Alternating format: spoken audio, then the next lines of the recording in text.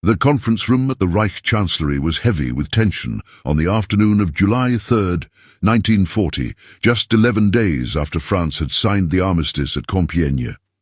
Field Marshal Walter von Brauchitsch, Commander-in-Chief of the German Army, sat across from Adolf Hitler, listening to something that defied all strategic logic.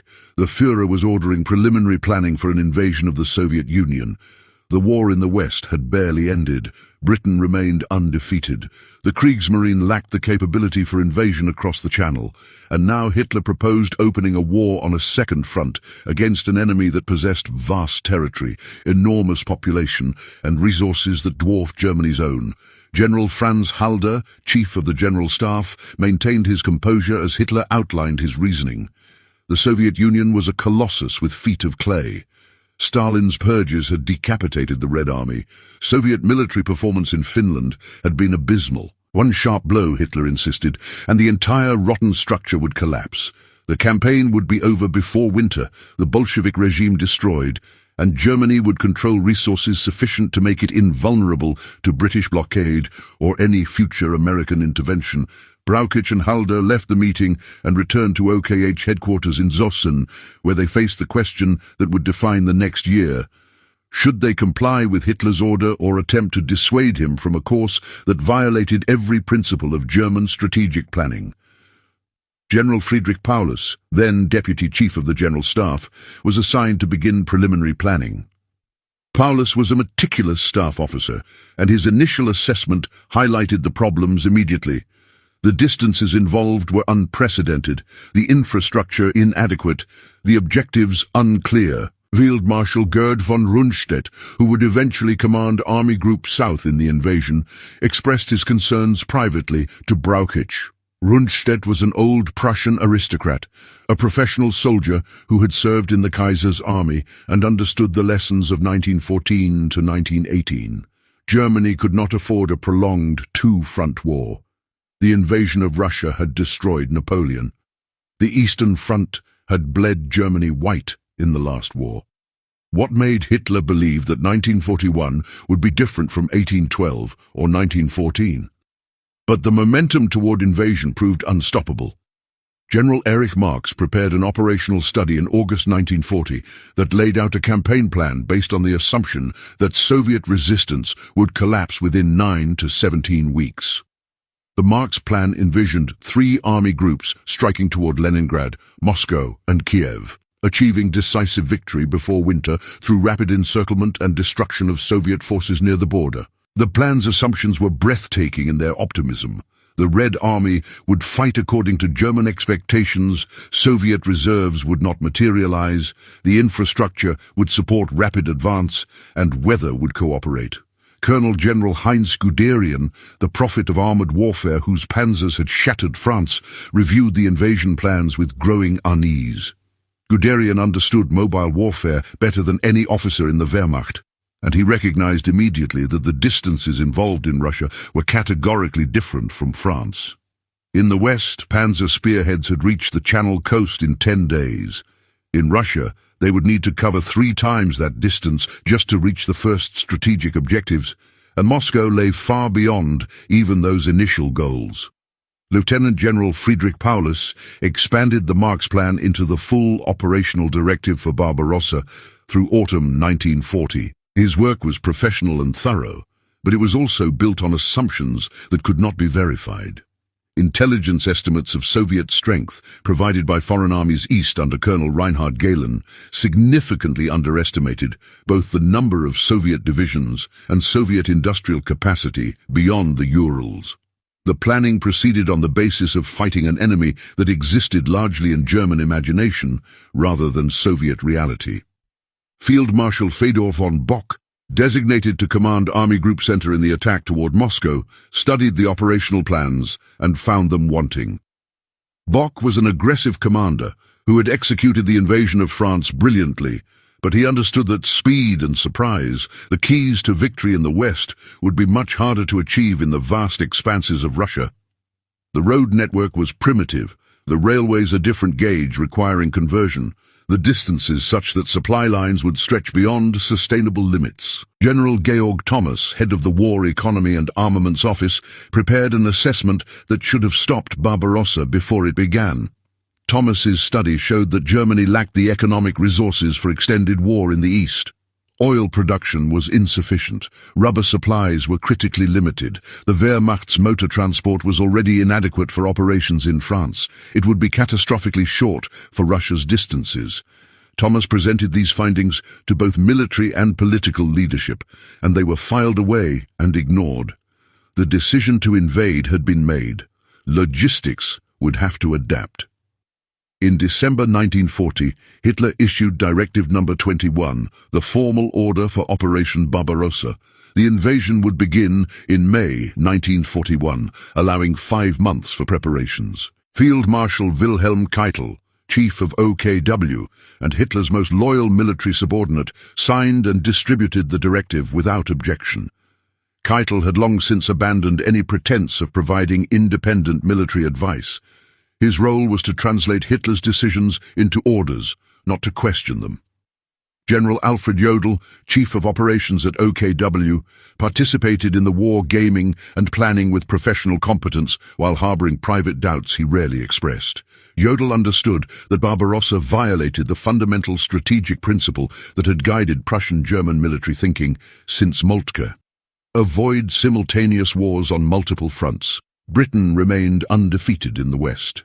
The Mediterranean theatre was consuming resources, and now Germany would commit the majority of its army to a campaign in the East while these other commitments remained. The invasion was postponed from May to June 1941 due to operations in the Balkans, where German forces had to rescue Mussolini's failed invasion of Greece and secure the southern flank before turning east. Field Marshal Wilhelm List commanded the Balkans campaign with efficiency, but the delay cost crucial weeks.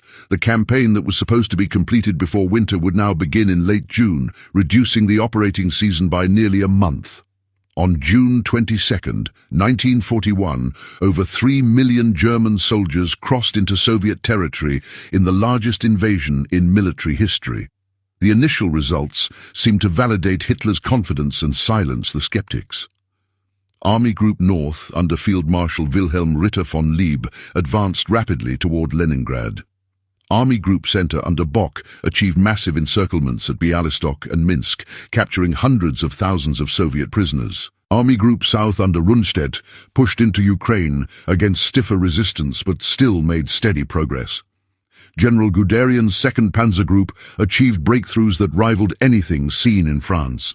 His tanks advanced over 300 kilometers in the first week, destroying Soviet divisions, capturing entire armies in encirclements, demonstrating that the Wehrmacht's tactical and operational superiority over the Red Army was as great as it had been over the French.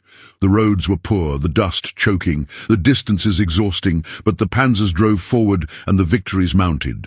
Yet even in these early victories, perceptive commanders recognized troubling signs. General Hermann Hoth, commanding 3rd Panzer Group in Army Group Center, noted in reports that Soviet units often fought to encirclement rather than surrendering when outflanked. Soviet soldiers showed a determination to resist that French forces had lacked. And most disturbing, new Soviet divisions kept appearing. Units that German intelligence had not identified, formations raised from reserves that supposedly did not exist. By mid-July, barely 3 weeks into the campaign, the first moment of recognition came for General Halder. His diary entry from July 11, 1941, captured the shift.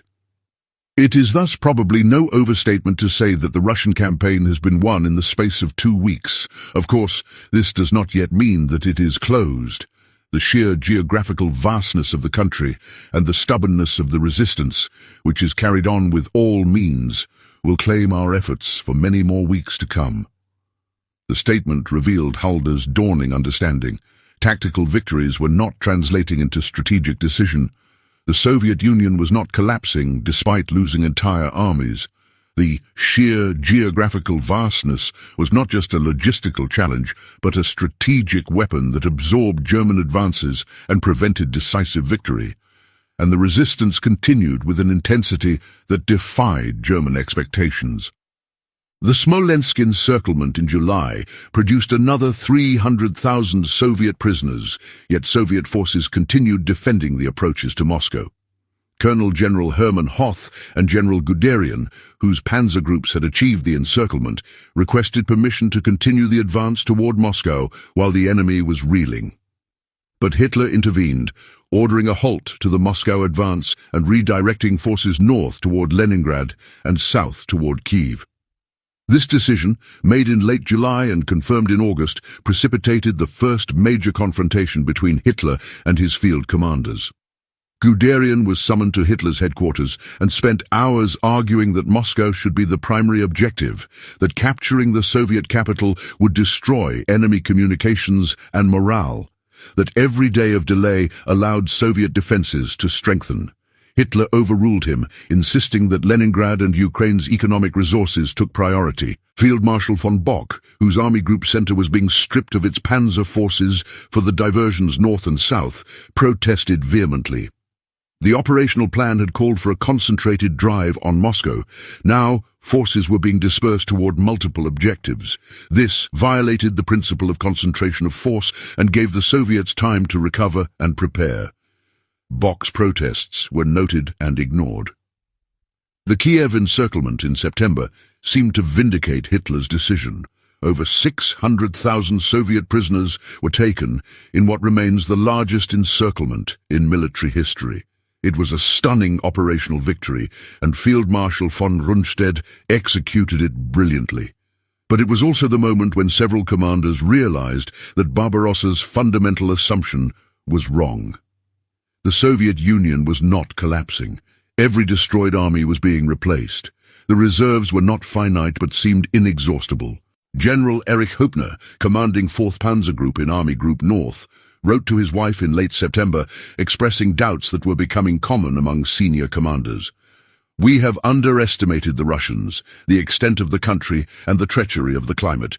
This is the revenge of reality."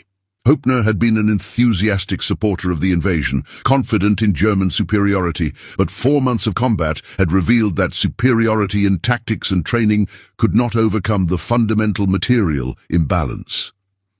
When Operation Typhoon, the renewed offensive toward Moscow, finally began on October 2, 1941, it immediately ran into the Rasputitsa, the autumn mud season that German planners had known about but underestimated. The roads, which were primitive dirt tracks even in good weather, became rivers of mud that swallowed vehicles and turned every kilometer of advance into an exhausting struggle. General Gunther von Kluge, commanding 4th Army in the center of the advance, reported that divisions were making less than 10 kilometers per day, consuming fuel and supplies at unsustainable rates for minimal progress. Field Marshal von Bock pushed the offensive forward despite the conditions, achieving another massive encirclement at Vyazma that netted another 600,000 prisoners. The victories continued, but they were Pyrrhic. German forces were exhausted under strength, running low on fuel and ammunition. The armored divisions that had begun the campaign with over 200 tanks each were down to 50 or 60 operational vehicles. Infantry divisions were at half strength, and Moscow's defenses grew stronger daily. Colonel General Erich Hoepner's Panzer Group reached the outskirts of Moscow in early December, close enough that reconnaissance patrols could see the Kremlin's towers through binoculars. It was the high watermark of German advance, the culmination of 5 months of advance, covering over 1,000 kilometers from the starting positions. And it was the moment when the invasion failed completely. On December 5, 1941, Soviet forces under General Georgy Zhukov launched a massive counteroffensive along the entire Moscow front. Fresh Siberian divisions, equipped for winter warfare and well supplied, struck German positions manned by troops who lacked winter clothing, whose weapons froze, whose vehicles would not start. The temperature dropped to -40 degrees Celsius, and German units began to break. For General Guderian, whose 2nd Panzer Army had fought brilliantly across Russia and now faced disintegration from cold and enemy action, the moment of recognition was bitter and absolute. He had argued against the delay before Moscow, had warned about winter preparedness, had executed orders he knew were flawed. Now his army was retreating in conditions that made the word retreat inadequate. It was survival not military maneuver, as formations shed equipment and fought simply to escape encirclement. Field Marshal von Brauchitsch, still nominally commander-in-chief of the army, suffered what was described as a heart attack, but may have been nervous collapse as the scope of the disaster became clear. The carefully planned offensive had turned into desperate defense. Units were falling back without orders. Command and control was breaking down. The spectre of 1812 and Napoleon's retreat from Moscow haunted every briefing. Brauchitsch requested to be relieved, and Hitler accepted, assuming personal command of the army. Hitler's response to the crisis was to issue the no-retreat order. Every position would be held, every meter of ground defended, no withdrawals without his personal authorization. The order was militarily questionable. It prevented tactical flexibility and condemned units to destruction in place. But it may have prevented complete collapse. General Walter Model, commanding Ninth Army, implemented the order rigorously and managed to stabilize his sector, demonstrating that fanatical defense was sometimes the only alternative to rout. But the stabilization of the front through winter did not change the fundamental recognition that came to most commanders between November 1941 and February 1942. Barbarossa had failed. The Soviet Union had not collapsed. Moscow had not fallen. The campaign that was supposed to be over before winter had turned into an extended struggle for which Germany was not prepared, and the costs were catastrophic. The casualty figures told the story. By the end of 1941, German forces had suffered over 750,000 casualties, killed, wounded, and missing. This was more than the entire French campaign's losses, and it represented irreplaceable losses of professional soldiers and experienced NCOs. General Rudolf Schmundt, Hitler's chief military adjutant, maintained detailed personnel records that showed the Wehrmacht bleeding at rates that could not be sustained. Field Marshal von Lieb, commanding Army Group North, had failed to capture Leningrad despite months of effort. The city was under siege, but it had not fallen, and Soviet resistance showed no signs of weakening. Lieb recognized that the northern offensive had achieved nothing strategic while consuming an entire army group. He requested permission to withdraw to shorter defensive lines and was denied. He resigned his command in January 1942. One of the first senior commanders to explicitly abandon an operation he considered militarily bankrupt. General Erich von Manstein, who had commanded 11th Army in the southern sector with considerable success, was one of the few senior officers to achieve his objectives in 1941. He had conquered the Crimea and would go on to capture Sevastopol in 1942. But even Manstein, reviewing the overall campaign, understood that local successes could not compensate for strategic failure. The Soviet Union remained intact, its armies still fighting, its industrial base beyond the Urals producing tanks and aircraft at rates that exceeded German production. Colonel General Heinz Guderian was relieved of command in December 1941 after ordering withdrawals without authorization to save his Panzer Army from encirclement. Guderian's dismissal marked a turning point. The officer who best understood mobile warfare, who had proven the concepts that conquered France, had been removed for making the tactically sound decision to retreat rather than be destroyed. The message to other commanders was clear. Survival of forces was subordinate to political imperatives. General Hans-Jürgen von Arnim, commanding a panzer division in the retreat from Moscow, wrote in his private diary that the campaign had been a mistake of such magnitude that it is difficult to comprehend how it was ordered. Von Arnim was not a defeatist or pessimist. He was a combat veteran, stating military fact. Germany had invaded an enemy it could not defeat with available resources, at a time when other enemies remained unsubdued, based on assumptions about enemy weakness that proved completely wrong. The economic assessments completed in early 1942 confirmed what field commanders already knew. General Georg Thomas's War Economy Office calculated that Germany lacked the resources to sustain operations at 1941 intensity indefinitely.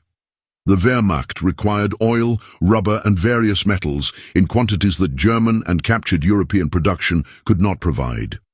Conquering the Soviet Union had been supposed to solve the resource problem. Instead, it had consumed resources at catastrophic rates without securing the oil fields of the Caucasus or the industrial capacity of central Russia. Field Marshal Gunther von Kluge, who took over Army Group Center from Bock, faced the reality of Barbarossa's failure daily. His army group held positions hundreds of kilometers inside Soviet territory, but those positions consumed resources defending against constant Soviet attacks while producing nothing strategic. The troops were exhausted, equipment was worn out, and replacements were inadequate. Kluge understood that 1942 would require achieving what 1941 had failed to accomplish, decisive victory, but with reduced forces against an enemy that was growing stronger. General Friedrich Paulus, who had helped plan Barbarossa and now commanded Sixth Army, confronted the implications of the campaign's failure in the most personal way. The plan he had drafted assumed Soviet collapse within months. That collapse had not occurred. The Red Army had fought with determination that surprised everyone. Soviet industrial production had exceeded German estimates by vast margins. And now, Paulus commanded an army being prepared for renewed offensive operations, with objectives even more ambitious than 1941's failed campaign. Intelligence assessments from foreign armies east, now under General Reinhard Gehlen's direction, tried to explain how Soviet strength had been so drastically underestimated. The explanations were complex. Soviet security had been excellent. German analysis had been influenced by ideological assumptions about Slavic inferiority. The purge's impact on Red Army effectiveness had been overestimated. But the reality was undeniable. Germany had invaded based on intelligence that was fundamentally wrong, and correcting those errors now could not undo the strategic commitment. Field Marshal Albert Kesselring, commanding Luftflotte II in support of Army Group Center, recognized that the Luftwaffe had achieved air superiority in 1941 through destroying the Soviet Air Force in the campaign's opening days.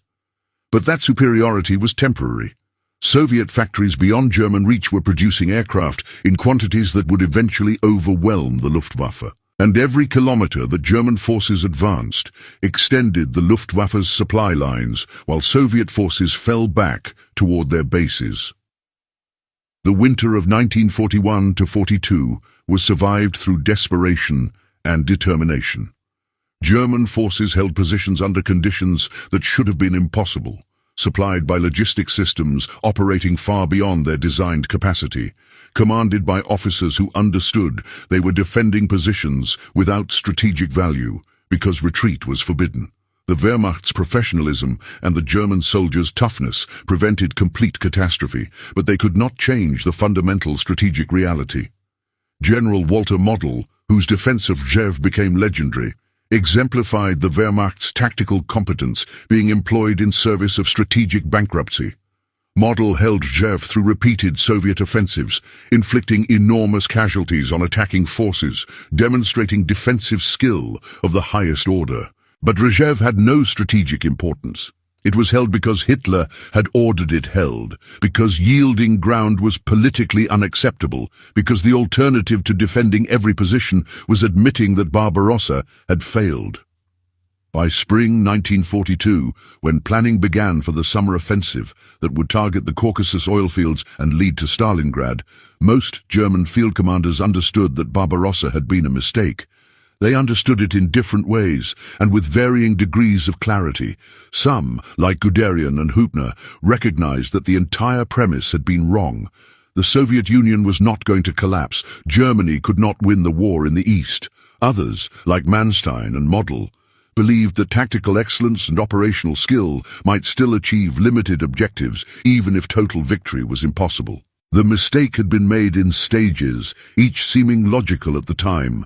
The decision to plan an invasion while Britain remained undefeated, the assumption that Soviet military capability had been destroyed by Stalin's purges, the belief that one campaign season would suffice for total victory, the underestimation of Soviet industrial capacity and territorial depth, the failure to prepare for winter warfare, the dispersal of forces toward multiple objectives, the delay caused by the Balkans campaign. Each decision, each assumption had contributed to the catastrophe. What made the recognition particularly bitter for professional military officers was that many of these mistakes had been predictable. General Ludwig Beck had resigned as Chief of the General Staff in 1938, partly over concerns about Hitler's aggressive foreign policy leading to wars Germany could not win. Beck had been proven right, but his warnings had been ignored. General Thomas had provided economic analysis showing resource inadequacies, and his reports had been filed away. Field commanders had raised concerns about logistics and distances, and their concerns had been dismissed. The moment of recognition came at different times for different officers. For some, like Halder, it came in July 1941 when Soviet resistance continued despite massive encirclements. For others, like Höppner, it came in September as the campaign's assumptions proved wrong. For Guderian and others involved in the Moscow offensive, it came in December when the offensive failed and Soviet counterattacks began. For a few, like Model and Manstein, the recognition was more gradual, an accumulating weight of evidence that changed possibilities from total victory to limited objectives to simple survival. But by early 1942, the recognition was widespread among senior commanders. Operation Barbarossa had been a mistake of such magnitude that it would likely cost Germany the war. The Wehrmacht was now committed to an extended conflict in the east against an enemy that possessed superior resources and strategic depth. Britain remained undefeated in the west. The United States had entered the war in December 1941, adding its enormous industrial capacity to the Allied cause. And Germany's armies, having failed to achieve quick victory, would now have to fight the prolonged multi-front war that German strategic doctrine had always said was unwinnable. The realization did not lead to mass resignations or collective refusal to continue fighting. The German military tradition emphasized duty and obedience, and most officers continued executing their missions professionally, even when they understood those missions served a losing strategy. But the realization changed calculations, shaped decisions, and informed the growing conviction among professional soldiers that they were fighting not for victory, which had become impossible, but for time, for better surrender terms, for something less than total catastrophe. The mistake had been made, and its consequences would play out over 3 more years of increasingly desperate warfare.